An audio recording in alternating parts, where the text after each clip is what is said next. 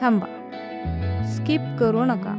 आज मी तुम्हाला असा आंब्याचा शिरा दाखवणार आहे जो तुम्ही एकदा खाल्लात तर बाहेरचा शिरा कायमचा विसराल. नमस्कार मित्रांनो, स्वागत आहे तुमचं नील नमोज हेल्दी चॉईस चॅनलमध्ये. तर उन्हाळा म्हणजे आंबा आणि आंबा म्हणजे आनंद, आणि आज आपण बनवणार आहोत तोच आनंद म्हणजेच आंब्याचा रवा शिरा. पण हा शिरा खास का आहे माहिती आहे का? यामध्ये आहे एक छोटीशी ट्रिक ज्यामुळे हा शिरा होतो एकदम हॉटेल स्टाईल. चला तर मग आता आपण पाहूया त्यासाठी लागणारे साहित्य.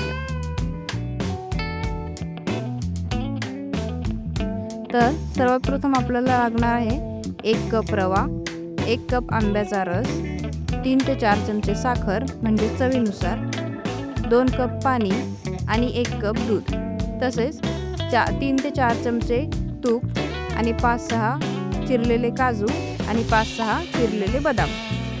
एकदम कमी साहित्यामध्ये होणारी ही एक मस्त रेसिपी आहे. तर चला आपण पाहूया याची कृती.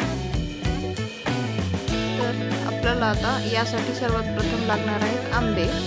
तर आंबे व्यवस्थित पिकलेले घ्यायचे आहेत. आंब्याची साल काढून घ्यायची आहे आणि त्याचे बारीक बारीक तुकडे करून घ्यायचे आहेत आणि ते तुकडे मिक्सरमध्ये टाकून त्याचा गर काढून घ्यायचा आहे.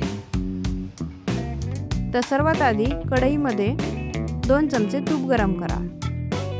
आता त्यात रवा घाला आणि मध्यम आचेवर भाजून घ्या. एक टिप तुम्हाला इकडे सांगते मी की शिऱ्यासाठी रवा घेताना तो थोडासा जाड रवा घ्यायचा म्हणजे शिरा चिकट होत नाही. जर तुम्ही बारीक रवा घेतला तर शिरा थोडासा चिकट होतो. तर रवा मंद आचेवर व्यवस्थित भाजून घ्यायचा आहे. हा रवा भाजताना रव्याला सोनेरी रंग आला पाहिजे. रवा भाजताना जर का तुमच्या शिऱ्याला सोनेरी रंग आला तर समजून जा की तुमचा शिरा 50% परफेक्ट झाला आहे. लक्षात ठेवा, रवा जळू देऊ नका, सतत हलवत राहा.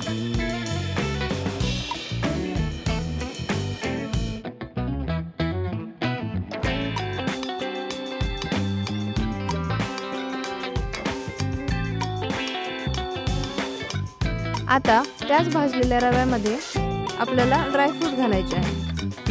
तुम्हाला जर आवडत असेल तर तुम्ही ड्रायफ्रूट एका वेगळ्या पॅनमध्ये तूप गरम करून त्यात काजू, बदाम आणि मनुके हलकेसे फ्राय करून घ्या आणि ते घाला.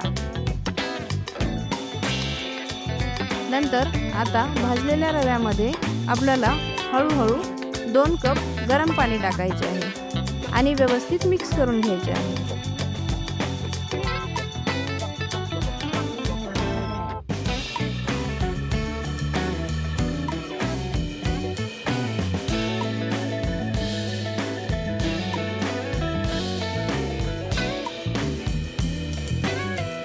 त्यानंतर त्यामध्ये 1 कप दूध घालायचे आहे आणि झाकण ठेवून त्याला थोडा वेळ शिजू द्या जेणेकरून दूध आणि पाणी रव्यामध्ये नीट मिक्स होईल.